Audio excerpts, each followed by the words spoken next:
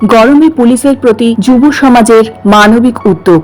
এই রুদ্র গ্রীষ্মে যখন প্রখর রোদে সাধারণ মানুষও বাড়ির বাইরে বেরোতে কষ্ট পাচ্ছেন, তখন পুলিশ বাহিনী শহরের প্রতিটি কোণে দায়িত্ব পালন করে চলেছেন।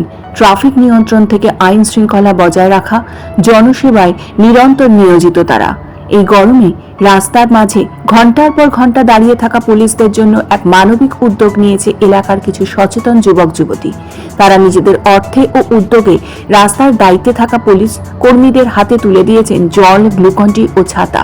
এটি শুধু উপকারের বিষয় নয়, এটি এক মানবিক উদ্যোগও বটে।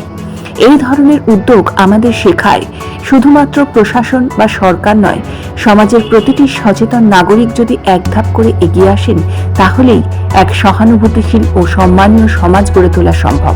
Bureau report, news N24।